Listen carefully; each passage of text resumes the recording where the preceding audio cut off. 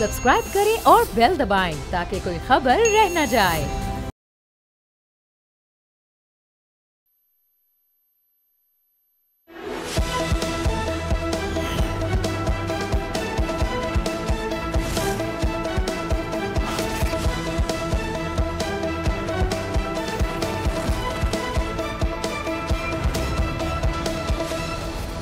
अस्सलाम वालेकुम। प्रोग्राम में खुशामदीद। मैं हूं अब्सा कोमल। हुकूमत ने 28वीं आईनी तरमीम की तैयारियां शुरू कर दी हैं, मगर 27वीं आईनी तरमीम के खिलाफ अदलिया के अंदर से मुसलसल रद्द-ए-अमल सामने आ रहा है। आला अदलिया के 3 सीनियर जजेस के मुस्ताफ़ी होने के बाद आज इस्लामाबाद हाई कोर्ट के 4 जज साहिबान ने 27वीं आईनी तरमीम के खिलाफ सुप्रीम कोर्ट में दरख्वास्त दायर कर दी।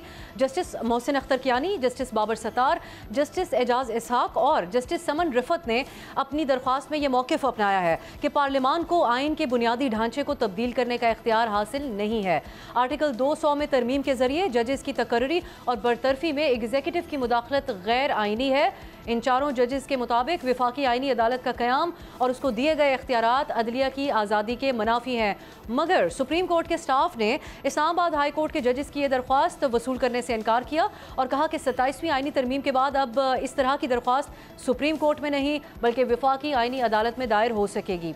नाज़रीन, इस दरख्वास्त की टाइमिंग इस हवाले से भी बहुत अहम है क्योंकि कल रात ही सीनियर सहाफ़ी आसिफ बशीर चौधरी ने यह खबर दी थी कि हुकूमत ने आर्टिकल 200 में की जाने वाली तरमीम का सहारा लेकर जस्टिस बाबर सत्तार और जस्टिस एजाज इसहाक को बलूचिस्तान ट्रांसफ़र करने की तैयारी कर ली है। हम प्रोग्राम में ये जानने की कोशिश करेंगे कि क्या ये जज साहिबान बलूचिस्तान ट्रांसफ़र हो जाएंगे या फिर 27वीं आईनी तरमीम के रद्द अमल में आला अदलिया से मज़ीद इस्तीफ़े भी सामने आ सकते हैं। दूसरी तरफ पाकिस्तान में आज अहम तरीन खबर है गवर्नेंस के निज़ाम और करप्शन से मुतालिक IMF की एक होशरुबा रिपोर्ट, जिसमें IMF ने पाकिस्तान में गवर्नेंस की खामियों और करप्शन को माशी तरक्की की राह में सबसे बड़ी रुकावट करार दिया है। इस रिपोर्ट में जिन अहम मसाइल का जिक्र किया गया है वो हम आपके सामने रखेंगे और यकीनन ऐसा नज़र आता है कि यही वो बुनियादी मसाइल हैं जो पाकिस्तान को दरपेश हैं। रिपोर्ट में सियासत और माशी अशराफिया का गठजोड़ सामने लाया गया है और इसके लिए शुगर माफिया की मिसाल दी गई है कि किस तरीके से शुगर मिल्स मालिकान हुकूमत का हिस्सा होते हैं और हुकूमती पॉलिसीज़ बनाते हैं और फिर उससे फ़ायदा उठाते हैं। IMF ने साबिका और मौजूदा दोनों हुकूमतों के शुगर माफिया के साथ गठजोड़ की निशानदेही की है। यहाँ पर हम आपको इन दोनों अदवार की एक झलक भी दिखाएंगे। पहले हम आपको PTI के दौर में हुकूमत के सीनियर वज़ीर शेख रशीद का एक बयान सुनवाते हैं जिसमें उन्होंने ये एतराफ़ किया है कि किस तरह PTI हुकूमत शुगर माफिया के सामने बेबस थी। ये थी साबिका हुकूमत। अब आपको मौजूदा हुकूमत के सीनियर वज़ीर कैसर अहमद शेख का बयान सुनवाते हैं जिससे आप ख़ुद अंदाज़ा कर सकेंगे कि जो मौजूदा वज़ीर आज़म है शहबाज शरीफ, उनकी हुकूमत भी शुगर माफिया के सामने बेबस है। यह शोर कराया गया काबीना में। हमने जो फैसला दिया है काबीना ने, मुश्तरका फैसला था कि कीमत 135 से के लगभग रहेगी, 1-2 रुपए का फ़र्क से ज़्यादा नहीं होगा और अगर फ़र्क होगा तो इसकी एक्सपोर्ट बंद कर दी जाएगी। मियाँ शहबाज शरीफ साहब ने बार बार कहा कि कीमतें बढ़ने की इजाज़त नहीं दी जाएगी, तो वो कीमतें तो अब बढ़ गई हैं। नाज़रीन, इस रिपोर्ट में करप्शन से मुतालिक भी हैरान कुन इंकशाफात किए गए हैं और बताया गया है कि पाकिस्तान में बदउनवानी करप्शन की जो हकीकी मिकदार है उसको नापने का कोई काबिल एतमाद तरीका ही मौजूद नहीं है। और करप्शन के हजम का अंदाज़ा इस बात से लगाया जा सकता है कि सिर्फ दो सालों में नैब ने 5300 अरब रुपए की रिकवरीज़ की हैं। ये तो करप्शन का तस्करा है। पाकिस्तान के अदालती निज़ाम के हवाले से भी IMF की इस रिपोर्ट में बयान किया गया है और कहा गया कि जो करप्शन है वो अदालती कारकर्दगी को भी मुतासिर कर रही है। IMF की जो ये रिपोर्ट है इसमें 26वीं आइनी तरमीम और अदालती जो आज़ादी है उसके रास्ते में हायल रुकावटों का भी एक खुसूसी जिक्र किया गया है। आज के प्रोग्राम में तफसीली तौर पर इस पर हम डिबेट करेंगे, जिसके लिए हमने सीनियर तज्ज़ियाकारों को आज प्रोग्राम में दावत दी है और उनसे जानने की कोशिश करेंगे कि क्या ज़ाहिर करती है IMF की ये रिपोर्ट और अदलिया से आने वाली जो खबरें हैं उसको वो कैसे देख रहे हैं। जिसके लिए इस प्रोग्राम में हमें ज्वाइन कर रहे हैं सीनियर तज्ज़ियाकार फ़ाहद हुसैन साहब, रऊफ़ क्लासरा साहब और कराची से ऑनलाइन हमारे साथ मौजूद हैं नादिया नकी साहिबा। बहुत बहुत शुक्रिया आप तीनों का। आप दोनों की इजाज़त से मैं नादिया से स्टार्ट करना चाहूँगी क्योंकि वो कराची में है और मेरा ये ख्याल है कि जो लोग फासले से ऑब्ज़र्व कर रहे होते हैं उनकी अक्सर अंडरस्टैंडिंग जो है वो ज़्यादा बेहतर ही निकलती है। नादिया, अदालती निज़ाम की हम बात कर लेते हैं क्योंकि IMF की रिपोर्ट में भी इसका तस्करा किया गया है, स्पेसिफिकली 26th अमेंडमेंट का हवाला देकर। आज ये खबर सामने आई कि 4 इस्लामाबाद हाई कोर्ट के जज साहिबान ने 27वीं तरमीम पर अदालत से रुजू किया, लेकिन सुप्रीम कोर्ट ने कहते हुए दरख्वास्त वापस दे दी कि ये मामला आइनी अदालत के सामने जाएगा। आपको नज़र आता है कि ये जो 4 जज साहिबान इस्लामाबाद हाई कोर्ट के आज दरख्वास्त दे रहे हैं, उन्हीं जज साहिबान में से हैं जिन्होंने ख़त भी लिखा था मुदाखलत के हवाले से, जहाँ से ये सारा मामला शुरू हुआ था। इनके पास अब इख्तलाफ करने वाले जजेस के पास कोई और ऑप्शन है, या आपको अब लगता है कि एक बंद गली में है वो? बहुत बहुत शुक्रिया अफसा फॉर इनवाइटिंग मी। देखिए, जो 26वीं आईनी तरमीम जब आई थी तो हमें बताया गया था कि एक अदालती जो निज़ाम है इसको रिफॉर्म करने के लिए किया जा रहा है। हमने आईनी बेंच को इसलिए अलग कर दिया है ताकि जो तमाम आईनी मामलात हैं वो आईनी अदालत में जाएं और जो कॉमन लिटिगेंट है या एक आम आदमी है उसको एक स्पीडी जस्टिस मिल सके। लेकिन ये तो वो था जो बयान लोगों के लिए था। लेकिन अगर आप इसको 26वीं आईनी तरमीम को देखती हैं और जो तरामीम की गई थी उससे इस निज़ाम को समझने की कोशिश करती हैं और उसको फिर इक्वेट करती उन वफाकी वुज़रा से, उन सेनेटर साहिबान से जिनका ताल्लुक हुकूमत से यानी पाकिस्तान मुस्लिम लीग नून से था, वो ये आकर जब प्रेस कॉन्फ्रेंस करते थे या फिर मेरे और आपके प्रोग्राम्स में बैठकर बात करते थे, तो उनका ये मानना था कि अब कोई गुड टू सी यू नहीं होगा, अब कोई इमरानदार जजेस नहीं होंगे। फिर ये भी उनका कहना था कि ये पार्लियामान का इस्तेहकाक है, हम बताएंगे कि जजेस की सैलरी क्या होती है, जब वो प्रैक्टिस एंड प्रोसीजर बिल भी आया था। तो ये उनकी बयानात से आप ये समझ सकते थे कि हुकूमत अगर पूरी तरह नहीं लेकिन अलबत्ता अदलिया को भी अपना ताबे करना चाहती है। हाँ, जुडिशल कमीशन ऑफ पाकिस्तान बनाया गया, लेकिन बारहा जिक्र हुआ उन 5 जज साहिबान का जिनका ताल्लुक इस्लामाबाद हाई कोर्ट से है। अच्छा, उनके कुछ आप जजमेंट से इख्तलाफ कर सकते हैं, लेकिन उमूमी तौर पर अगर आप इन जजेस को देखें तो उनमें से बड़े प्रोग्रेसिव जजेस हैं, बड़े अच्छे उन्होंने डिसीजंस दिए हैं, बड़े अच्छे दलाइल देते थे जब वो वकला थे।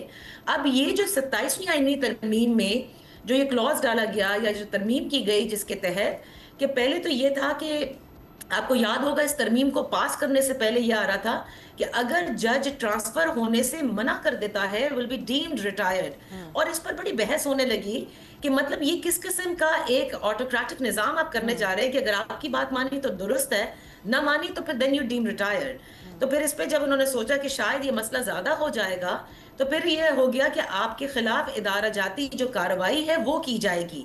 सो अब इस्लामाबाद हाई कोर्ट के जो जजेस को ब्लॉक करने का तरीकाकार है, क्योंकि मैं अभी भी समझती हूँ कि हुकूमत की जो राह में कांटा है वो यही जज साहिबान हैं। अब इनको या तो ये मान जाएं और चले जाएं, जैसे कि आसिफ बशीर चौधरी साहब की खबर है कि इनको तुरबत बेंच भेजने की कोशिश की जाएगी, या तो वो राजी हो जाए तो शायद हुकूमत के लिए फिर ये एक बहुत मसला बन जाएगा। लेकिन वैसे जिस तरह से उन्होंने आज सुप्रीम कोर्ट में जाकर दरखास्त जमा कराई और इस क्लॉज के हवाले से जिक्र किया, तो मैं नहीं समझती कि वो इस्तीफा देंगे, क्योंकि अगर शायद देना होता तो वो पहले दे देते। शायद हो सकता है कि वो इसको फेस करें और चले जाएं, या फिर यहाँ तो कुछ और होता ही है और हमेशा ही होता है, कुछ और भी हो सकता है। So it's very difficult to now predict whether they are going to resign or not, but yes जो अंडरस्टैंडिंग हमें नजर आ रही है दूर से बैठ करके वो यही है कि इनका रास्ता ब्लॉक करने के लिए जिसे कहते हैं ना कि that's the only way now they can do it. अब ये आपको ट्रांसफर कर दिया जाए। रऊफ साहब, जिन जज साहिबान का हमने नाम लिया जो आज दरखास्त भी लेकर गए थे और जिनके हवाले से आसिफ बशीर साहब की हम खबर का भी हवाला दे रहे हैं, उनमें से 2 जज साहिबान हैं, वाकई हुकूमत ने ये गुड टू सी यू का सिलसिला ख़त्म करने की कोशिश की, या ये एक तरह से टारगेटेड ही था क्योंकि यहाँ से तो बुनियाद रखी गई थी, वो जो मुदाखलत के हवाले से इस्लामाबाद हाई कोर्ट के जजेस ने ख़त लिखा था, ये वही जज साहिबान हैं, उनका रास्ता रोकना मकसद था। और बलूचिस्तान ट्रांसफ़र की जो अब बातें की जा रही हैं वो एक तरीके से अब फिर ना ही समझी जाए, या आप समझते हैं कि जाएंगे जजेस ट्रांसफ़र ले लेंगे? मेरा नहीं ख्याल है कि वो जाएंगे, और मैं उनसे नादिया साहबा से बड़े एहतराम के साथ थोड़ा डिफ़र करूँगा कि वो इस्तीफ़े नहीं देंगे। मैं ये समझता हूँ कि वो थोड़ा सा होम वर्क कर रहे हैं, होम ग्राउंड तैयार कर रहे हैं अपने इस्तीफ़ों का, कि वो कल को ये कह सकते हैं कि हम सुप्रीम कोर्ट के पास भी गए थे, हमारी एप्लीकेशन नहीं ली गई थी, दरख्वास्त नहीं ली गई या पटिशन नहीं ली गई थी। आईनी अदालत भी एक तरह की एक और उसकी वफाकी शरई अदालत टाइप बन गई है कि मेन सुप्रीम कोर्ट ये रहेगी, बाकी इस तरह के पोलिटिकल इशूज़ जो है ना आप अब वहाँ पे जाएंगे, उसका भी ऑलरेडी उनको पता है कि जिस तरह की वहाँ पे जजेस की फॉर्मेशन की गई है तो उन्हें वहाँ से भी नहीं है। सो कल को मेरा ख्याल है वो इस बात को ये पॉइंट बनाएंगे कि जनाब कि हमने अदालतों के पास भी गए हैं, जजेस के पास भी गए हैं, हमें वहाँ से भी कोई रिलीफ नहीं मिला, अब ये एज ए उसको विक्टिम के तौर पर अब ये हमें ट्रांसफ़र करना चाहते हैं, वहाँ पर बलूचिस्तान में करना चाहते हैं। अच्छा, माजी में बड़ी दिलचस्प बात है, इस तरह के ट्रांसफ़र न सिर्फ एक इदारे में होते थे जब किसी को सज़ा देनी होती थी, वो होते थे या FIA के। मुझे केस इन पॉइंट याद आ रहा है, आपको याद होगा कि जब यहाँ पे मोहन सिलाई साहब पे एक बहुत बड़ा स्कैंडल आया था, स्टोरी आई थी उसमें, तो तो उसका था NICL वगैरह का जो स्कैंडल था, इफ्तिखार चौधरी साहब उस वक्त वो थे, और मुझे याद है मैं न्यूज़ में था तो मैंने स्टोरी ब्रेक की, उसमें मुझे थोड़ा सा उसकी डिटेल याद है। तो उन्होंने वहाँ पे आके सुओ मोटो लिया था उस स्टोरी पे, और उन्होंने बुलाया था इनको यहाँ पे, रहमान मलिक साहब थे इंटीरियर मिनिस्ट्री वगैरह और बाकी सारी चीज़ें। तो उस वक्त के जो एक एडिशनल डायरेक्टर थे ज़फ़र कुरैशी साहब थे, उनको उन्होंने एक इंक्वायरी अफसर के तौर पर लगाया और साथ में 2-4 उनके अटैच भी कराए थे। अब जो ही उनको इंक्वायरी दी गई तो उन रहमान मलिक साहब ने उनके जो ये FIA के अफसरान थे उनको बलोचिस्तान ट्रांसफ़र कर दिया। सेम ऐसे एक दफ़ा वहाँ पे पीपल्स पार्टी के और हुकूमत के कुछ लोग थे, उनके ख़िलाफ़ आ रहे थे। उसमें असगर साहब थे, मेरा ख्याल है वो नैब की इंक्वायरी वगैरह कर रहे थे, नैब में थे उस वक्त, FIA में थे पहले, बाद में नैब में है। उनको गिलगित बल्तिस्तान ट्रांसफ़र कर दिया गया था। और ये जुडिशरी जो है उस वक्त ये रिलीफ देते होते थे। इफ्तिखार चौधरी साहब ने वो जो ट्रांसफ़र थे वो कैंसिल किए। गिलगित में जो जिनको भेजा गया था हुसैन असगर साहब थे, मेरा नाम अगर मुझे सही याद पड़ रहा है, उनके भी उन्होंने किया। सो ये हुकूमतों के तरीके रहते हैं कि आप अपने अफसरान के जो समझते हैं ट्रबल मेकर हो सकते हैं, हमारे लिए प्रॉब्लम पैदा कर सकते हैं, हमारी बात नहीं मानते, हमारे मुताबिक कोई इंक्वायरी नहीं कर रहे, उनको फिर ट्रांसफ़र किया जाता है। और वो रिलीफ कहाँ से लेते थे? वो इन्हीं जजेस से लेते थे। आज जजेस को आपने एक सरकारी अफसर के बराबर पे जाके खड़ा कर दिया है। अब वो रिलीफ लेने के लिए इधर सुप्रीम कोर्ट जाएं, ऐनी अदालत जाएं, या ट्रांसफ़र को है वो उसको फेस करें। सो ट्रांसफ़र वाली थ्रेट है, वो भी स्पेशली बलूचिस्तान में। तो ये तो नोएंगली इसका मतलब हुकूमत चाहती है कि ये जजेस जो हैं ये घर जाएं। अदरवाइज आप भेजने को पंजाब में भेज दें, आप भेजने को आप उस सिंध में भेज दें, चलें खैबर पख्तूनख्वा भेज दें। बलूचिस्तान का मकसद क्या है कि एक आपका ट्रबल आपका सूबा है, वहाँ पे ऑलरेडी बहुत सारे प्रॉब्लम है, मसाइल हैं, सिक्योरिटी का सबसे बढ़कर अगर प्रॉब्लम उसी को मैं कहना चाह रहा हूँ कि वो आप जानबूझ के उस जज को मैसेज दे रहे हैं कि भाई जान now the time is up, क्या आप रिजाइन करने से बेहतर है आप रिजाइन। अच्छा, रिजाइन करने में उनको नुकसान भी नहीं है, मैं छोटी सी बात कर लूँ, कोई नुकसान नहीं है। बल्कि जजेस को इस वक्त वो जो आके रिजाइन करता जाएगा उसको कोई इसमें 20-20 लाख रुपए की अगर आपको पेंशन मिल रही है, पार्क्स एंड प्रिविलेजेस मिल रहे हैं रिजाइन के साथ, आपकी अगर अल्लाह आप लोगों को सबको बड़ी लंबी उम्र दे, खुदा ना खासा किसी जज की बेवा जो है उसको भी ताहयात आगे भी मिलेगी। इतनी तनख्वाह के साथ घर बैठे किसी को 15-20 लाख रुपए मिल रहे हैं, गाड़ी मिल रही है, आपको यूनिट्स मिल रहे हैं, आपको बिजली मिल रही है, आपको ड्राइवर मिल रहा है, आपको कुक मिल रहा है, और सबसे बढ़कर आपको नाम मिल रहा है कि आपने डिफाई किया है, आपने रेजिस्ट किया है, you have made your name in the history. तारीख की दुरुस्त तरफ भी आप खड़े हो गए, वो भी मतलब हम भी तारीफ करेंगे, वाह देखें जी उन्होंने कंप्रोमाइज नहीं किया। आपको भी इतनी आइडियल सूरत हाल में ये जज साहिबान नजर आ रहे हैं, या फिर एक खदशा हुकूमत को इस वक्त होना चाहिए कि सुप्रीम कोर्ट के जो 2 जज साहिबान ने इस्तीफा दिया, लाहौर हाई कोर्ट के एक जज साहिब हैं, उन्होंने भी 27वीं तरमीम का ही हवाला दिया, और अब ये जज साहिबान जो अदालत दरख्वास्त भी लेकर जा रहे हैं, और आगे भी हमें मामलात नजर आ रहे हैं। हुकूमत को ये डर नहीं होना चाहिए कि ये मोबिलाइज कर लें वकला को? वकला की भी एक्शन कमेटी कायम है, उन्होंने भी रिजेक्ट किया हुआ है 27वीं तरमीम को। यार ठीक है, रिलैक्स हुकूमत, क्योंकि उनको पता है निज़ाम उनके कंट्रोल में है। देखिए मेरे ख्याल में ये जो जज साहिबान जिनका भी आज आपने जिक्र किया, उनकी जो पोजीशन है वो बड़ी क्लियर है और बड़े अरसे से क्लियर है। हमें वो ट्रेंड नज़र आ रहा है किस तरीके से वो इन तमाम तर प्रेशर्स को रेजिस्ट कर रहे हैं, और उनको उनकी जो रेजिस्टेंस है उसको ऑन द रिकॉर्ड ला रहे हैं तहरीरी तौर पर। तो ये जो निज़ाम आया है इसमें मुझे तो नज़र नहीं आता फ्रेंकली स्पीकिंग के बहुत सारे ऐसे जज जो हैं वो इस बात पे आमादा होंगे कि वो निज़ाम का हिस्सा बने। और अगर आप यानी रूटीन के तौर पर काम करते रहते हैं तो एक तरीके से आपने निज़ाम को मान तो लिया। अब वो कितने ऐसे जज होंगे जो ये कदम उठाएंगे, ये मेरे लिए कहना मुश्किल है, लेकिन ये बात बिल्कुल दुरुस्त है कि मैं नहीं समझता कि कई ऐसे जज जिनके बारे में ये बड़ा मशहूर है कि वो बड़ा एक प्रिंसिपल किस्म का जो है वो फैसले करते हैं और पोजीशन लेते हैं, वो इस निज़ाम में ठहर पाएंगे क्या? अगर वो जाते हैं और वो ये राउफ साहब ने जो बात की बिल्कुल ठीक है कि रेजिग्नेशन से इस वक्त जो रिज़ाइन करेगा उसकी वाहवाही होगी, इसमें तो कोई बात नहीं है, कोई दो राय नहीं है। क्या गवर्नमेंट पे प्रेशर पड़ेगा? मेरे ख्याल में इस वक्त जो सूरत हाल बनी हुई है, रेजिग्नेशन का प्रेशर हमेशा अखलाकी होता है, मॉरल होता है, और अगर बहुत ज़्यादा तादाद में जज रिज़ाइन कर जाएँ तो फिर निज़ाम के ऊपर उंगलियाँ उठती हैं। लेकिन इस वक्त जो सूरत हाल बनी हुई है, जो होल्ड है इस सिस्टम का, मुझे नहीं लगता कि गवर्नमेंट को ज़्यादा प्रॉब्लम होगी। वो तो ये कहेंगे कि अच्छा जी ठीक है, जाना तो जाए, हमारे लिए आसानी होती जा रही। तो एक तरीके से मेरे ख्याल में अगर रेजिग्नेशन होती हैं तो ये दोनों के लिए विन विन होगा। चलें फिर अब एक ब्रेक की तरफ जाते हैं और हम आप लोगों से फिर ये डिस्कस करेंगे जो IMF की एक असेसमेंट रिपोर्ट आई है। इन सारी चीज़ों की तो हुकूमत को परवाह नहीं, इतनी परेशानी नहीं नज़र आती, लेकिन उस हवाले से हुकूमत को कितना सोचना और परेशान होना होगा। एक ब्रेक की तरफ जाते हैं, वापस आकर इस पर बात होगी।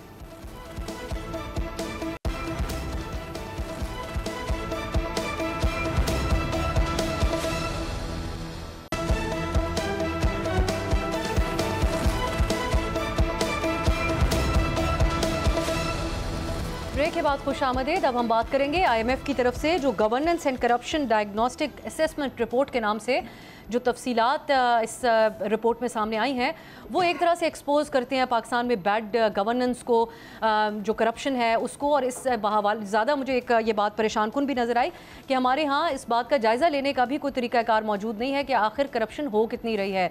नादिया, आपने ये रिपोर्ट तफसीली तौर पर पढ़ी होगी, आपकी नज़र में सबसे अहम नुक्ता क्या है इसके अंदर, जो एक तरह से पाकिस्तान की माशी समत के हवाले से जो है वो जाहिर करता है कि कोई इतनी ख़ास डिफाइंड नहीं है। और दिलचस्प बात यह है कि ये हुकूमत की दरख्वास्त पर IMF की तरफ से मुरतब की गई है ये असेसमेंट रिपोर्ट। जी अफसर, देखिए इसको तो पहले रिपोर्ट को शाया होने से 2 माह के लिए रोका भी किया था। बड़ा कोशिश किया जा रहा था कि किसी तरह से ये रुक जाए, लेकिन जाहिर है आपको मालूम है कि दिसंबर के अंदर हमारी एक ट्रांच भी आनी है IMF से, तो ये ज़रूरी था। अब जो सबसे ज़्यादा इंपॉर्टेंट है इस पूरी रिपोर्ट का, अगर आप जायज़ा लें तो यकीनन आज आपने सोशल मीडिया पर भी देखा होगा, इसका बड़ा तस्करा है, सब इसे बॉम्बशेल कह रहे हैं, लेकिन मेरी नज़र में ये कोई नई बात नहीं है। हाँ, जो नया है वो ये है कि ये रिपोर्ट पूरी दुनिया में जाएगी, पूरी दुनिया पढ़ेगी इस रिपोर्ट के हवाले से। और एक ऐसी हुकूमत के हवाले से, पिछली हुकूमत का जरूर साइट किया गया एग्जाम्पल, और बिल्कुल दुरुस्त है, ऐसा हुआ। शुगर माफिया तो हमारे यहाँ वो कहते हैं कि हुकूमतों से बड़ी ही होती है, चाहे किसी की भी हुकूमत हो। लेकिन उमूमी तौर पर अगर आप देखें तो वजीर आजम शहबाज शरीफ साहब जब PDM की हुकूमत थे, उन्होंने कहा हमने मुल्क को डिफॉल्ट से बचाया। फिर जब ये वाली हुकूमत में वो आए और वजीर आजम बने तो उन्होंने कहा कि हम अपनी माशी सिमत दुरुस्त करेंगे। लेकिन ये तो एक तरह से पूरी चार्जशीट है इस हुकूमत के खिलाफ, जो ये कहती है कि इंडिकेटर्स बहुत बेहतर हो गए हैं। तो वो कहाँ है बेहतरी? करप्शन की नजर हो रहे हैं। मतलब इसके अंदर सबसे इंपॉर्टेंट जो रिफॉर्म एजेंडा जिसका कि जिक्र प्राइम मिनिस्टर करते थे कि हमने अब अपनी मईशत को रिफॉर्म करना होगा, ना किया तो हम आगे नहीं बढ़ सकते। तो देखिए, डिप्लोमेसी के मैदान में बिल्कुल आपने बहुत जबरदस्त परफॉर्म कर लिया, मार्का हक आप जीत गए, लेकिन जो असल चीज है, जो एसेंस है किसी भी मुल्क और खुसूसन पाकिस्तान के लिए आगे बढ़ने के लिए, वो उसकी मईशत है। एक ऐसी मईशत जिसके लिए आज भी IMF, जिसकी 25th प्रोग्राम में आप हैं, मुझे तो कभी कभार लगता है कि हम एक लॉयल्टी कार्ड बना लें, बिकॉज इतने प्रोग्राम तो शायद ही कोई मुल्क लेता होगा, और हम उनसे कहा करें कि जी हम तो हमेशा आते हैं, तो प्लीज हमें आप जो है ना थोड़े पॉइंट्स भी दे दिया करें एक्स्ट्रा इसके हवाले से। सो 25th प्रोग्राम में आप और वजीर खजाना कहते हैं इंशाल्लाह ये आखिरी प्रोग्राम होगा। कैसे होगा? क्या रिफॉर्म्स हैं? क्या आपने SOEs को प्राइवेटाइज कर दिया, जिसका कि जिक्र आज से नहीं, जब से सहाफत में कदम रखा, जब से हम सुन रहे हैं मुशर्रफ साहब के दौर से, उन्होंने भी IMF का प्रोग्राम लिया था। सो क्या डिक्टेटर के दौर होंगे और क्या ये सिविलियन गवर्नमेंट्स के? ऐसा लगता है कोई लॉन्ग टर्म स्ट्रैटेजी नहीं है। और इसी एजेंडा में जिस जुडिशरी का भी हमने ब्रेक से पहले जिक्र किया, उसके हवाले से भी कहा गया है कि जुडिशरी के अंदर जो जुडिशियल इंडिपेंडेंस है वो नजर नहीं आती। तो हुकूमत तो सिर्फ तरमीम खेल रही है, 26वीं हो, 27वीं हो, अब 28वीं का तस्करा है। तो किस तरह से आप मुआशी इस्तेहकाम लाएंगे? फिर आपको याद होगा SIFC, इसका कितना जिक्र है, $100 बिलियन की इन्वेस्टमेंट आएगी, उसके ट्रांसपेरेंट होने पर सवालात हैं। आज भी ठेकों पर सवालात है। आज भी हुकूमत यानी अशराफिया की जो एलीट कैप्चर कर जिसका हम जिक्र सुनते हैं, मिफ्ता इस्माइल साहब भी किया करते थे जब वो वजीर खजाना है, वो जूं की तू हैं। तो मैं ये रोज सुबह से शाम तक तकारीब देखती हूँ, बड़ी अच्छी बात है, होती हैं, हुकूमतें करती हैं, but look at it, where are we standing? ये मईशत आगे लेकर जाएंगे तो हम भारत से कम्पीट करेंगे। वो हमसे जरूर जंग हार गए हैं अफसा, लेकिन उनकी मईशत देखिए, it's a growing economy, you haven't put any dent on that. और इस्लाहात, रऊफ साहब, हमने IMF को कई बार कहा कि हम इस्लाहात करने जा रहे हैं। ये जो एक बुनियादी नुक्ता शुगर मिल्स के हवाले से है कि ये सारे हुकूमत का हिस्सा होते हैं, सियासी अशराफिया का हिस्सा है, और ये बड़ी बुनियादी बात है कि जो पॉलिसीज़ वो बनाते हैं वो अपने हक में ही बनाते हैं।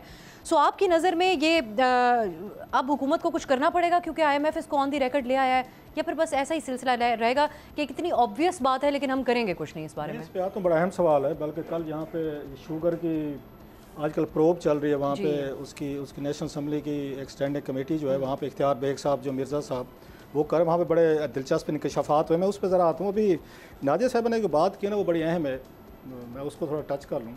एलीट कैप्चर की बात की और उन्होंने कोर्ट के मिफ्ता इस्माइल साहब को, कि जब वो वज़ीर ख़जाना थे वो यही बात करते थे हमेशा कि एलीट कैप्चर हो गया। आप अभी रिसेंटली देखें, एक बहुत बड़ी स्टोरी सामने आई कि जब यहाँ पे ये सेनेट ऑफ पाकिस्तान में वहाँ पे अनुशा रहमान साहिबा ने और मेरा डॉक्टर तारिक फजल चौधरी साहब ने वहाँ पे एक सवाल के जवाब में इंकशाफ हुआ कि जब ये ख़ुद वज़ीर ख़जाना थे तो तकरीबन कोई 30-40 बिलियन रुपीज़ के करीब के जो वो थी उसकी फंडिंग थी वो इनकी इसको गई थी, अगर फैक्ट्री को गई थी, जो BSIP के जो पैसे थे। मुफ्ता साहब ने कुछ वजाहतें तो दी थी। मैं उसी पे आ रहा हूँ, उसी वजाहत पे आ रहा हूँ। उन्होंने ये नहीं कहा था कि वो पैसे नहीं गए थे, मैं उसकी बात नहीं कर रहा। मैंने भी अपने प्रोग्राम में लेके हमारी खासी लंबी मैं एक और पॉइंट पे आ रहा हूँ, एलीट कैप्चर की एक और आपको मिसाल देख रहा हूँ।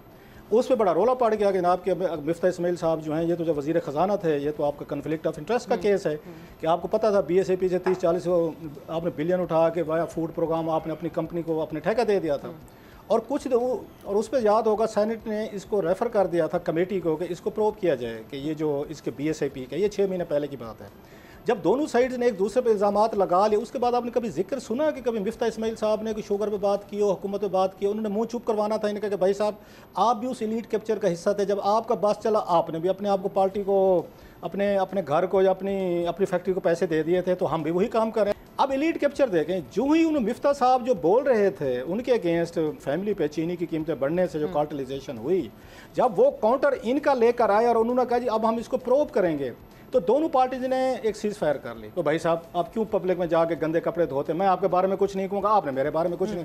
ये दिस इज़ एलीट कैप्चर कि आप एक वजीर खजाना के तौर पर ये अटैक कर रहे थे उनको इसाकदार साहब को। ये रिपोर्ट ये बेबसी खत्म करने में मदद देगी, क्योंकि यहाँ कैसर शेख साहब हमें बता रहे थे, हमें तो तासुर यही मिल रहा था कि प्राइम मिनिस्टर साहब के अहकामात इंटायरली डिफरेंट थे और हो नहीं सका। अब ये मजे का सवाल क्या, बेबस हैं भी या नहीं है इस पे आप अब सुने। क्रशिंग सीजन मरियम नवाज ने कहा कि इसको शुरू करवाएं, जाके वो वहाँ से लाहौर हाई कोर्ट से स्टे ले लेते हैं, उनके खिलाफ इंक्वायरी होने लगे, स्टे ले लेते। पता है कल क्या बताया गया कमेटी मीटिंग में, वहाँ कॉमर्स की कमेटी थी, सब कमेटी में वहाँ कंपटीशन कमिश्नर ऑफ पाकिस्तान ने कहा है जो कार्टेलाइजेशन हुई है, जो आपकी मतलब कार्टेलाइजेशन में जिसको माफिया कहा जाता है, एक गैंगअप हो के इन शुगर मिलों ने कीमतें बढ़ाई हैं और कहाँ के कहाँ पे ले गए हैं, 220 तक क्वेटा में कल आपकी बिक रही थी। उन्होंने कहा हुकूमत ने इनको पूरी सपोर्ट किया है।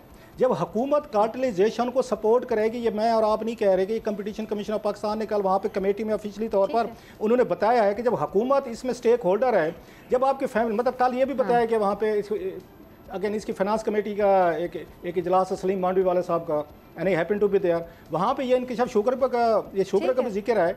ये पता चला है कि मिनिस्टर ऑफ जो इंडस्ट्रीज हैं, जो मौजूदा जो हैं, ये हारून अख्तर साहब जो एडवाइजर हैं, वो तो खुद इनकी शुगर मिल है। अब सुनते हैं, हुमायूं अख्तर साहब की शुगर मिल है, उस अदारी साहब के ओमनी ग्रुप दोस्त हैं, उनकी शुगर। भाई जब आपके प्रेसिडेंट और जो मिनिस्टर्स हैं उनकी अपनी शुगर मिल्स हैं, उनके बिजली घर हैं, उनके कारखाने हैं, तो उसके बाद जो कार्टेलाइजेशन की है, ये रिपोर्ट में जो जिक्र कर रहे हैं वो कि शुगर की बात कर रहे हैं, अभी बहुत सारे 10 सेक्टर और हैं। चलिए लगता है इस बारे में तो फिर कुछ नहीं हो सकता है, एक तरह से इतना ज्यादा ये its tip of the iceberg. वो जो बता रहे हैं, आपने बैठे बैठे 300 बिलियन रुपीज का फिगर तो सरकारी तौर पर बताया गया कि जो इसने शुगर मिल वालों ने पिछले 3-6 महीनों में इन्होंने ज्यादा एक्स्ट्रा लोगों से चार्ज किया। अब मैं फासा शुगर मिल्स के मामले पे तो मैं भी बेबस हो गई कि मैं आपसे क्या पूछूं, लेकिन यहाँ एक और बात जो की गई है वो SIFC के हवाले से है। अब पिछले कुछ अरसे से हम इसको एक बड़ा पॉजिटिव इनिशिएटिव के तौर पे देखा जा रहा है, सरमायाकारी की सहूलतकारी करने के हवाले से। अब कितनी इन्वेस्टमेंट उसके सिलसिले में आ सकी वो उस पर अभी तक एक सवालिया निशान है, लेकिन कुछ हालात व वाक़यात का भी उसके अंदर एक हवाला दिया जाता है। लेकिन आपकी नज़र में ऐसे इनिशिएटिव्स भी जब स्टार्ट किए जाएँ तो उसके बेसिक्स को दुरुस्त रखना चाहिए,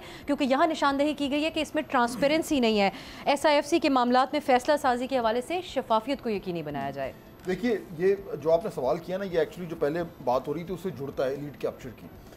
IMF की रिपोर्ट, IMF का प्रेशर अगर ना होता तो आपके ख्याल में ये रिपोर्ट बाहर आती?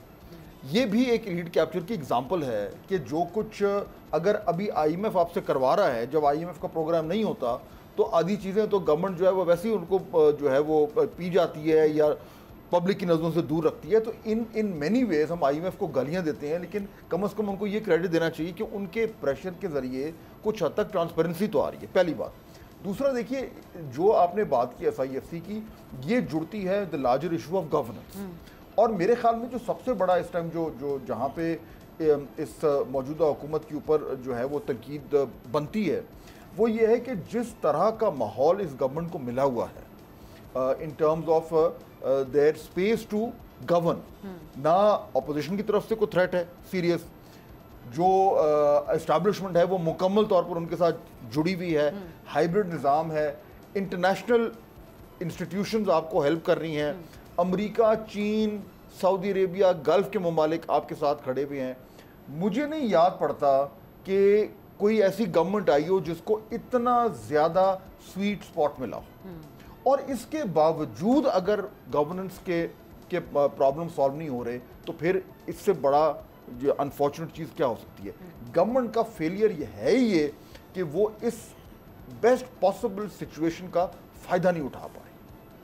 लेकिन ये जो इस तरह के जो फोरम्स हैं इसमें ऑब्वियसली हर तरह की एक इनपुट तो शामिल है, लेकिन आप समझते हैं कि इसकी बुनियाद अगर दुरुस्त तरीके से रखी जाती तो आज एक मुख्तलिफ इसको एक पॉजिटिव पॉइंट के तौर पे पेश किया जाता है इस रिपोर्ट के अंदर? इस वक्त जो इस गवर्नमेंट के ऊपर जो लेजिटिमेसी के सवाल उठते हैं उसका जवाब जो है वो सिर्फ एक ही आता है कि जी स्टेबिलिटी आ रही है, कंटिन्यूटी ऑफ पॉलिसी है, अच्छी गवर्नेंस है और लोगों की जिंदगियों में बेहतरी आएगी, ये उसका जवाब है।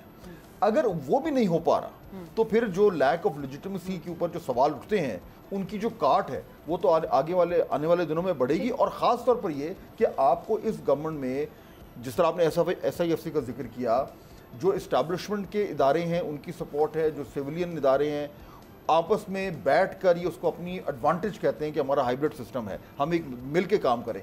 मिल के काम करने के बावजूद भी अगर ये जो अभी आपने IMF की रिपोर्ट का जिक्र किया है ये इंकशाफात सामने आ रहे हैं तो फिर बड़े सख्त सवाल तो बनते हैं। मिलजुल के काम करने का जो आइडिया है बुनियादी तौर पर माशी या इन्वेस्टमेंट के मामलात के ऊपर, रऊफ साहब, ये आपकी नज़र में दुरुस्त आइडिया है SIFC के अराउंड जो रिवॉल्व? मेरा ख्याल है इससे ना, इस रिपोर्ट के बाद जैसे हम भी डिबेट कर रहे हैं, मजीद भी आएंगे, एक तो प्रॉब्लम ये कि अपोजिशन नहीं है वहाँ पे पार्लियामेंट में इस वक्त।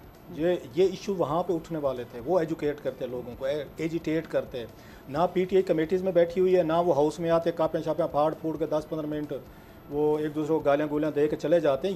ये बहुत बड़ी सीरियस रिपोर्ट है और स्पेशली ये हुकूमत जो है ये पिछले 3-4 साल से चल रही है। मैं एक चीज़ यहाँ अगर सवाल को थोड़ा सा रिफ्रेस करना चाहूँगी, सिविल और अस्करी जो हुकाम है, हुकूमत है, वो फैसला साज हैं, वो मिलकर एक फोरम को चलाएं, ये आपकी नज़र में दुरुस्त आइडिया था या IMF की इस रिपोर्ट के बाद ये महसूस होता है कि ये भी उस तरीके से कामयाब नहीं हो सका? नहीं, हमने माजी में देखा है कि कई हुकूमतें करप्शन पे भी डिसमिस हुई हैं और उसमें फ़ौज का हाथ बताया जाता। माजी की बहुत सारी हुकूमतें हैं जिनको बाकायदा एक्यूज़ किया गया करप्शन की बुनियादों में। ये जो मॉडल है ये आइडियल नहीं है। वही वाली बात के एक डेमोक्रेटिक कंट्री में कोई भी बैठ के इसको इंडोर्स नहीं करेगा, लेकिन even again in the given situation हमारी पॉलिटिकल एलीट, हमने माजी में भी देखा है, आप भी देख रहे हैं, इनमें कैपेसिटी के इश्यूज़ हैं। जब जो बार बार बात कह रहे हैं, जब मुल्क के वज़ीर आज़म और सदर और उनके मिनिस्टर आधी से ज़्यादा कैबिनेट वही बिजनेस कर रही होगी जिससे लोगों के कंसर्न हैं, वो प्रॉफिट पे चला रहे हैं, वो नुकसान पे नहीं चला रहे, लोगों के पैसों मतलब कार्टलाइजेशन करके चला रहे हैं। वज़ीर आज़म के खुद फैमिली के मिले हैं, सदर की अपनी फैमिली के मिले हैं, वज़ीरों के मिले हैं। उसके बाद अब ट्रांसपेरेंसी करना, एक्सपोर्ट करना, इंपोर्ट करना और उसके बाद ये बैठ के चीज़ें करना,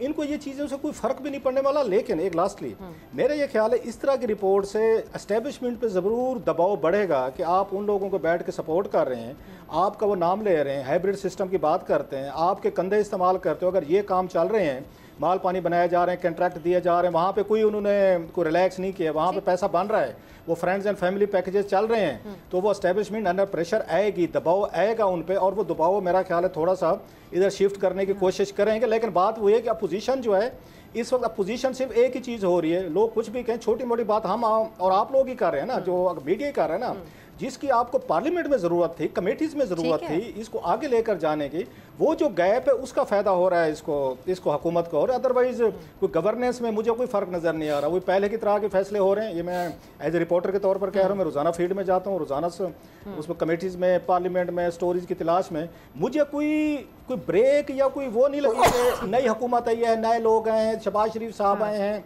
मामला बढ़ गया है, मामला कम नहीं हुआ। ठीक है, और जो अब आप सारी बातें करते हैं इसमें सवाल, और खासकर ये जो IMF के नुमाइंदगान आए होंगे उनके लिए भी कॉन्फ्लिक्ट ऑफ इंटरेस्ट किसी भी मुल्क के अंदर, खासकर जमहूरी मुल्कों के अंदर, एक बहुत बड़ा इशू होता है। लेकिन हमारे यहाँ इसका तो कोई कॉन्सेप्ट ही अब लगता है कि मौजूद नहीं। नादिया, करप्शन के हवाले से जो जिक्र हुआ इस रिपोर्ट के अंदर, पाकिस्तान के बानी कायद-ए-आज़म मोहम्मद अली जिन्ना का हवाला दिया गया और उनका वो कोट है जो हमें यहाँ पर इतना सुनने को नहीं मिलता, जो उनका बयान जिसका हवाला दिया गया, उन्होंने कहा corruption is poison that needs to be eradicated.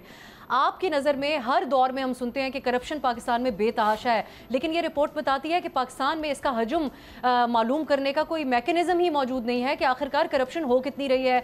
आपकी नज़र में इसकी क्या वजह है? डिलिबरेटली जानबूझकर इसको एड्रेस नहीं करती हुकूमतें, या फिर अपने सियासी मुखालिफिन के लिए इस्तेमाल जब करना होता है तो उसके लिए बचा के रखा जाता है इस मामले को? मेरे ख्याल से जैसे रऊफ क्लासरा साहब ने भी कहा, फहद ने भी कहा कि देखिए, एक तो मैं समझती हूँ कि इन दोनों के जवाबों से एक चीज़ और भी हमें समझ में आती, नियत का फुकदान है। फहद इज एब्सोल्युटली राइट कि इतना सेम पेज मैंने भी नहीं देखा। अच्छा, और जैसे रऊफ ने कहा कि देखें आप क्वेश्चन जरूर कर सकते हैं द वे SIFC की पूरी एक कॉम्पोजिशन हुई, साथ मिलकर काम कर रहे हैं, लेकिन मुझे ऐसा लगता है कि ये साथ मिलना अपने आप को मजबूत करने के मुतरादिफ है। जैसे रऊफ साहब कह रहे थे ना, पार्लियामेंट में कौन लोग बैठे हुए हैं, वो लोग बैठे हुए हैं जो हमेशा से बैठते हैं, आज की मैं बात नहीं कर रही, जिनकी अपनी एग्रीकल्चर होता है, जिनका अपना बिजनेस होता है, जिनके अपनी शुगर माफिया होता है। तो अब मुझे बताइए कि क्या ये अपने खिलाफ एक्शन होने देंगे? और ये जितनी भी करप्शन की बातें हैं, हमारे मुल्क में करप्शन है, तो किसी ने भी करप्शन को इराडिकेट करने का नहीं सोचा। हमेशा हमने देखा कि उसे इस्तेमाल करने के लिए इस्तेमाल किया गया। नादिया, ये जो अब IMF की रिपोर्ट है, आप तफसीली तौर पर इसको पढ़ चुकी हैं और हमने डिबेट भी किया, आखिर में ये बताएगा, आप समझती हैं कि इससे हुकूमत पर दबाव बढ़ेगा, या ये एक बहाना हुकूमत के लिए भी बन सकता है कि वो इस्लाहात या वो फैसले करें जिनको वो कहते हैं मुश्किल फैसले, कि अब IMF की तरफ से भी कह दिया गया है और हमें ये करना होगा, खासकर ये जो कॉन्फ्लिक्ट ऑफ इंटरेस्ट का मामला है इसको एड्रेस करना होगा? मैं नहीं समझती कि हुकूमत पर किसी किस्म का कोई दबाव पड़ेगा, क्योंकि देखिए हुकूमत ने हर कुछ अपने कंट्रोल में निजाम को सख्त कर करके इतना ज्यादा कर लिया है कि जिसे कहते हैं ना कि आपको परवाह नहीं है, बिल्कुल सादा अल्फाज के अंदर कोई प्रॉब्लम नहीं है, 2-4 जवाब दे देंगे सहाफियों के, रिपोर्टर्स के, क्या फर्क पड़ता है। वो सिर्फ अपने आप की मजबूती में, अपने आप को इस्तिस्ना देने में, अपने आप को बचाने में, इसी चीज में लगे हुए हैं। लेकिन एक दबाव जरूर हो सकता है, और वो ये हो सकता है कि खुदा ना खास्ता अगर IMF चला जाता है तो क्या वाकई आप इस मईशत को आगे लेकर बढ़ेंगे? और जैसे रऊफ साहब ने कहा कि एस्टैब्लिशमेंट के लिए भी हो सकता है कि ये परेशानी का बायस बन सकता है, क्योंकि माजी की एस्टैब्लिशमेंट को भी एक मईशत की चीज जो बहुत परेशान किया करती थी। तो मेरे ख्याल से ये सोचना होगा, कोई एक चीज पकड़कर अगर करने की बात आप कर रही हैं अफसा, तो वो शुरू के ईयर में कोई भी हुकूमत जो आती है, लेजिटिमेट और इलेजिटिमेट, इस पर नहीं जाते, लेकिन वो सख्त फैसले उसको शुरू साल में कर लेने होते हैं, क्योंकि उसके बाद फिर वो अपने जो पॉलिटिकल कैपिटल है उसके लिए सिर्फ ऑप्टिक्स करती नजर आती है और इस किस्म की चीजें देती नजर आती है। ऐड करना चाह रहे हैं उसका पॉलिटिकल कैपिटल इंटैक्ट रहे। नादिया ने बड़ी अच्छी, लास्ट में कहूँ जो आपका क्वेश्चन था कि ये जो बनाया गया है हमारे इस्टेब्लिशमेंट और इनका जो फोरम बनाया गया है, इसके पीछे एक मिसट्रस्ट का एलिमेंट है। पाकिस्तान में 2 बड़े इस वक्त मेजर कंट्रीज़ हैं जो इन्वेस्टमेंट कर रहे हैं, उन दोनों जो हैं वो पाकिस्तान के पॉलिटिकल एलिट पे ट्रस्ट नहीं करते। एक सऊदीज़ हैं, एक चाइनीज़ हैं। वो आप जब भी ट्रस्ट करते हैं आप इस्टेब्लिशमेंट पे करते हैं, लिहाजा वो इस्टेब्लिशमेंट के ज़रिए ही आते हैं। जब भी आपने उनसे लोन लेना हो, कर्जे लेने हो, रोल ओवर कराना हो, तेल लेना हो, कोई आपने वहाँ से जो भी इमदाद लेनी हो। इन दोनों दोस्त ममालिक में जो निज़ाम है, पाकिस्तान में वो निज़ाम तो नहीं है, तो हमारे फैसले इसलिए उनकी भी शर्त थी कि भाई साहब आप खुद दरमियान में बैठे, फिर हम देखें कि आप गारंटीज देंगे, आप एश्योरेंसेस देंगे, उन्हीं के एश्योरेंसेस पे पैसे आते हैं, उन्हीं के एश्योरेंसेस पे लोन मिलते हैं, उन्हीं के एश्योरेंस पे रोल ओवर होते हैं। अच्छी नीयत के साथ बनाया हुआ ये इनिशिएटिव है, कुछ वजूहात भी इसके पीछे हैं। ममालिक आपके पॉलिटिकल एलीट पे ट्रस्ट नहीं, कि जिनके ऑफशोर कंपनीज होंगे, घर निकलेंगे, पैसा निकलेगा, जनीवा में अकाउंट निकलेंगे, लंदन में फ्लाइट निकलेंगे, मतलब दुबई हिंद सिंध में माल मलाया निकलेगा, फिर दुनिया आप पे ट्रस्ट करेगी पैसा देते हुए। सो दैट्स द रीजन कि दे वेंट वाया। चले अब इसमें हुकूमत कुछ लेकिन मशवरा दिया जा रहा है शफाफियत को यकीनी बनाया जाए। ये शफाफियत उनके दुश्मन है, वो why would they do that? They are the ताजिर, थोड़ा ऑप्टिमिज्म का कोई पैगाम दे देते हैं, कोई मैं बता रहा हूं जिनकी शुगर मिलों को मैं कल सुन के आ रहा हूं, मैं कच्चा चट्टा मैं कमेटी मीटिंग में सुन के आ रहा हूं, जब कंपटीशन कमीशन ये कह रहा हो कि हुकूमत पाकिस्तान में उनकी कैबिनेट जो है उन्होंने कार्टेलाइजेशन करवा के कीमतें बढ़वाई हैं, तो उसके बाद आपको मुझे क्या उम्मीद हो सकती है? ये बात तो यही तरह क्या पॉजिटिविटी मैं निकाल के आपको और आपके व्यूअर को दूं कि हम हंसते ये खेलते चाय पीते घर हम ये रिपोर्ट पढ़ के परेशान हुए थे, अब आपने जो तफसीलात हमारे सामने रखी हैं उसने हमें मजीद परेशान कर दिया। लेकिन ये सोचने का मुकाम होना चाहिए, इसको जो रिपोर्ट के अंदर बातें पॉइंट आउट की गई हैं, हुकूमत को इस हवाले से कोई फैसले करने होंगे, क्योंकि इस्लाहात ही लॉन्ग टर्म पाकिस्तान की माशी पॉलिसी के हवाले से, माशी बेहतरी के हवाले से बहुत अहम है। बहुत बहुत शुक्रिया रऊफ क्लास्ट्रा साहब, फहद हुसैन साहब और नादिया नकी साहिबा इस प्रोग्राम के अंदर शरीक हुए। नाज़रीन, प्रोग्राम देखने का शुक्रिया, आज के लिए इजाज़त दीजिए, खुदा हाफिज़।